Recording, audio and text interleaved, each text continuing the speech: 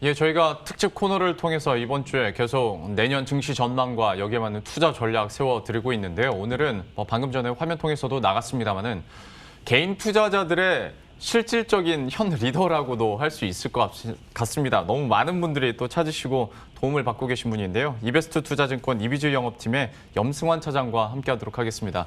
어서 오십시오. 네, 안녕하세요. 새해 복 많이 네, 받으십시오. 새해 복 많이 받으세요. 인기는 실감하시죠?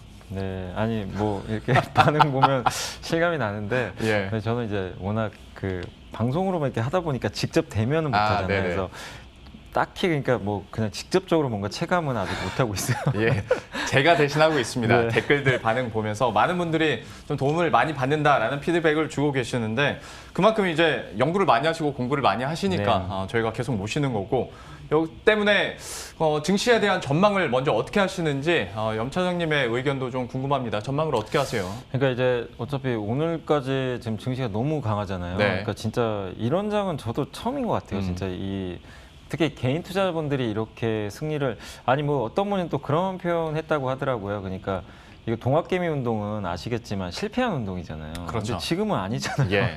그래서 이거는 어떻게 보면 이제 동학개미 운동을 좀 뛰어넘는 지금 상황이 펼쳐졌는데 어쨌든 내년도에도 개인 투자분들이 좀 주인공이 저는 됐으면 좋겠고 내년에 좀 장세를 봤을 때 저는 어쨌든 유동성 장세에 대한 이제 얘기들은 좀 많지만 올해만큼 될 거냐 이런 좀 논란들은 있지만 적어도 내년 상반기까지는 유동성에 대해서는 걱정할 필요가 없다 이렇게 말씀을 드리고 싶고 어차피 백신 접종하고 그다음에 우리가 이제 정상적인 생활, 집단 면역이 될 때까지는 그건 어차피 하반기 돼야 가능할 것 같아요. 그러면 상반기까지는 미국도 마찬가지지만 우리 한국도 계속 재정을 풀거든요. 그렇게 보면 유동성은 계속 늘어날 수 있기 때문에 내년도 유동성 장세 지속되고 또 굉장히 좀 특이한 조합이지만 실적도 같이 가는 그림으로 보고 있어요. 원래 보통 보면 유동성 장세면 유동성 위주로 좀 가는 장세고 그 나중에 실적이 따라오는 장세인데 이 두 개가 맞물리면서 가는 장세 사실 별로 없거든요. 근데 내년 상반기에는 유동성과 실적이 같이 가는 그런 좀 그림이 그려질 것 같아서 더욱더 좋은 흐름 좀 기대해 보시면 좋을 것 같고 거기다가 저금리는 계속 이어질 것 같습니다. 어차피 지금 PER이 지금 13배까지 왔지만 PER 13배라는 게 이제 우리가 퍼의 역수라고 하는데 이걸 뒤집어서 계산을 해보면 7.7% 정도의 기대 수익률이 나오거든요. 은행 예금금리 0.5% 계산을 해보면 상대적으로 아직도 금리에 비해서는 주식시장이 좀 매력도가 높다. 이렇게 좀 말씀드리고 싶고 그래서 너무 퍼의 함정에 빠지지 마세요. 뭐 13배 왔으니까 고점이다. 그런 논리로 생각할 수 있는 지금 장이 아닙니다. 절대적으로. 그래서 코스피는 일단 뭐 PBR 1.2배 정도 계산하면 3,250까지도 가능하다고 하는데 저도 이거는 어디까지 수치상이긴 하지만 충분히 3,200까지는 뭐 상단은 열려 있으니까 여러분들이 최소한 3,000포인트 이상까지 보시면서 시장 좀 편안하게 대응을 하시면 좀 좋을 것 같고 다만 우리가 좀 살펴봐야 될 건 리스크 요인도 분명히 있을 수 있어요. 예. 올해 정말 좋았지만 내년도에 좀 우리가 그래도 좀 그 염려는 해야 될 부분들은 뭐냐면 이제 1월 5일 날 조지아주의 상원 선거가 끝나거든요. 근데 만약에 그때 민주당이 이겨버리면 일단 또 증세라든가 빅테크 규제 있잖아요. 이 부분에 대한 리스크가 한번 나올 수가 있어요. 네. 기술주가 흔들릴 수 있으니까 그 부분 체크하시고 1월 20일 날인가요? 그때 이제 바이든 후보가 당선이 될 텐데 대통령이 취임을 할 텐데 그때 이제 공약 중에 하나가 증세입니다. 그러니까 돈은 푸는데 그 재원은 어떻게 마련할지. 그럼 증세를 할 텐데 증세 시기가 언제인지가 또 중요해요. 예. 당장 뭐 아니 지금부터 해버리겠다 이러면은 진짜 증시가 한번 놀랄 수가 있어요. 그래서 바이든이 증세를 발표할 때 시점이 2년 후인지 당장인지 한번 체크해 보시면 좋겠고 그다음에 다들 아시겠지만 3월 15일 날 공매도가 또 이제 재개가 되잖아요. 거기에 따른 약간 좀 리스크가 있을 수는 있습니다. 그 부분 체크하시고 마지막으로 중국이 지금 너무 좋거든요. 내년에 경제 성장률 전망치가 8% 나오는데 여기에 항상 꼬리표가 따라오는 게 뭐죠? 중국이 너무 좋으면 긴축할 수 있다. 네. 이게 만약에 근데 중국은 긴축 안 한다고 얘기는 했어요, 지금. 근데 이 투자들 마음속에는 과거에도 그랬다가 긴축한 적이 있었거든요. 그러니까 내년도에 혹시라도 긴축 얘기가 나오면 증시가 잘 나가던 증시가 한번 브레이크가 걸릴 수가 있어요.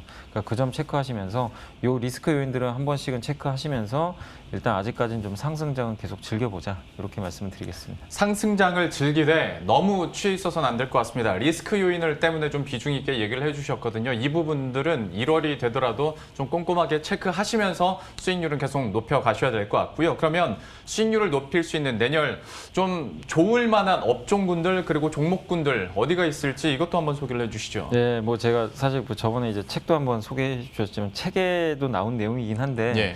어쨌든 그 중에 제가 이제 3개만 꼽아봤어요. 예. 근데 뭐 반도체는 사실 좀 지겨우시겠지만 그래도 내년도에 반도체를 투자 안 하고서는 저는 높은 기대 수익률을 좀 올릴 수는 없다고 좀 보고 있기 때문에 일단 반도체 계속 말씀드리고 싶고 그 다음에 K 콘텐츠, RPA라고 있는데 이건 이제 사무 자동화입니다. 그래서 네. 이따가 좀 설명해드리면 먼저 반도체부터 좀 말씀을 해드리면 일단 반도체는 지금 내년 2분기 정도에 이 인텔의 새로운 또 CPU가 출시가 될 거라는 얘기가 있더라고요. 그래서 서버 투자가 그동안 좀 없었는데 서버 투자가 재개되면서 반도체 가격이 이제 본격적으로 상승을 할 것 같습니다. D램 가격은 어쨌든 이제 오르는 흐름으로 보시면 좀 좋을 것 같고, 근데 우리가 이제 삼성전자나 이런 반도체 볼 때 D램은 이제 누구나 다 알잖아요. 예. 결국 중요한 게 파운드리인데 파운드리 어제 그 인텔이 그 주가가 좀 급등한 배경이 이 펀드 쪽에서 그 인텔이 생산을 이제 포기해야 된다 그런 뉴스가 나왔잖아요. 근데 인텔이 만약에 파운드리 그러니까 자체 생산을 하는 기업인데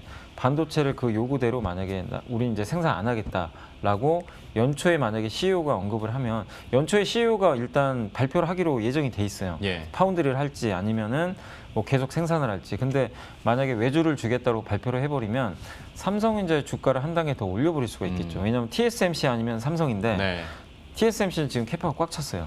그렇게 보면 삼성이 낙점될 가능성도 분명히 있으니까 파운드리는 아마 그 부분 보시면 좋겠고, 뭐 사실 그게 아니더라도 내년도 파운드리는 공급은 별로 없는데 수요는 너무나 많습니다. 서로 만들어 달라는 업체들이 많으니까 계속 좋을 것 같고, 그리고 이제 반도체 소부장 투자하실 때 잘 보셔야 될 게 어디로 투자를 많이 하는지, 앞서 말씀드린 대로 파운드리는 많이 투자를 하는데 D램은 좀 설비 투자를 약간 줄일 가능성이 있다고 이미 뉴스에도 나왔는데 반대로 낸드 플래시는 설비 투자를 많이 할 것 같습니다. 그래서 낸드 쪽에 좀 특화된 기업들은 소부장 쪽에서 상당한 좀 수혜를 받을 수 있으니까 이 3가지 포인트들 좀 염두에 두시면서 반도체 보시면 좋을 것 같고, 그중에 종목은 제가 오늘 그 이오테크닉스라는 종목을 한번 가져와 봤는데 예. 이오테크닉스가 이제 어떻게 보면 이제 열처리 장비, 어닐링 장비라고 있어요. 그 열처리 장비를 만드는 회사인데 이 D램이라든가 뭐 낸드 플래시라든가 뭐 파운드리라든가 이런 쪽에 미세화 공정이 진행될수록 이 열처리 장비가 굉장히 중요합니다. 그래서 이오테크닉스 뭐 세계적인 기업 중에 하나고, 또 그래서 주가가 근데 제가 봤을 때는 그동안 그렇게 많이 오른 것 같진 않아요. 그러니까 최근에 굉장히 좀 기간 조정을 받았기 때문에 가격 매력까지 있는 것 같습니다. 그래서 반도체에서 정말 솔직히 저는 반도체 업종은 그냥 다 좋게 봅니다. 네. 뭐 나쁘게 볼 건 없는데 그래도 그 안에서 좀 이오테크닉스가 글로벌 또 점유율도 높고 좀 상대적으로 못 올랐으니까 한번 관심 갖고 보시면 좋겠습니다. 그리고 반도체 업종이야 워낙 많은 전문가들이 네. 얘기를 너무 많이 해줘서 저희들은 이 정도로 좀 짧게 네. 마무리 짓고, 그 다음 주목할 업종이 K 컨텐츠도 얘기를 해줬는데 이거는 어떻게 포인트 두고 계십니까? 그러니까 뭐 스위트홈도 제가 이제 몰아봤거든요. 예, 근데 너무 제 취향에 너무 잘 맞더라고요. 그래요? 저는 그 좀비물을 좋아해서. 아, 근데 와, 딱 보고 난 순간 왜 이 드라마가 미국에서 3등을 했는지 알겠더라고요. 아. 시청률 3위 할 정도로 미국에서 한국 드라마가 10위 안에 든다는 건 역사적인 사건이고, 사실 네. 이거는 좀 그전에 없었던 일이에요. 그렇기 때문에 이제 한국의 드라마도 서양에서도 통하는 컨텐츠가 됐구나, 이거를 이제 인정을 해버린 거죠. 그래서 상당히 좀 의미가 있고, 그리고 이제 이런 드라마들이 히트를 하면 제작사의 몸값이 올라가요. 네. 넷플릭스하고 손을 잡고 만들었는데 뒤에 이제 디즈니 플러스가 따라 들어옵니다. 내년 1월부터 한국에 런칭을 하거든요.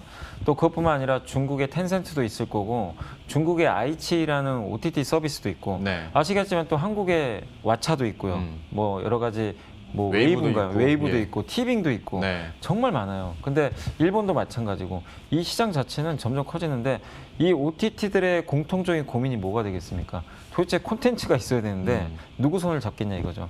검증된 드라마 회사들은 한국에 다 포진돼 있어요. 그래서 뭐 사실 스튜디오 드래곤도 있지만 뭐 에이스토리, 또 펜엔터테인먼트, 오늘 보니까 제이 콘텐트리마저도 주가 급등하더라고요. 네. 그 이유가 이제 드라마 자회사 제작사에 그 텐센트가 투자한 그 사모펀드가 예. 지분 투자를 했다고 하더라고요. 유상증자 통해서 예. 예. 그럼 중국에 이것도 진출할 수 있다는 얘기거든요. 그러니까 사실 아직 중국을 생각할 필요는 없는데 중국이 또 플러스 알파가 나중에 될 수도 있는 거예요. 그렇게 뜻하지 않게. 그렇게 되면 내년도에 정말 좋은 그림이 나올 것 같아요. 근데 사실 저의 탑픽은 원래 A스토리인데 예. 주가 거의 3배 올랐어요. 그렇죠. 그래서 이거를 지금 여기서 사세요 할 수는 좀 없기 때문에 좀 무겁긴 하지만 J 콘텐츠도 좋은데 오늘 좀 너무 올라서 좀 개인적으로 그래도 어쨌든 스튜디오 드래곤이 뭐 아시아 최대 또 드라마 제작사고 주가 상대적으로 그렇게 많이 못 올랐거든요. 그래서 스튜디오 드래곤 내년도 좀 한번 K 콘텐츠의 대장으로 한번 보시면서 지금부터 좀 계속 비중 확대하시면 좀 좋지 않을까 생각합니다. 스튜디오 드래곤에 대해서 얘기를 해주셨어요. 그러니까 사실 처음에는 A 스토리였는데 아시다시피 워낙 급등세가 뭐 강하게 일어났기 때문에 이거는 지금은 좀 부담스러운 상황이고 스튜디오 드래곤에 대해서 역시 긍정적인 얘기를 해주셨습니다.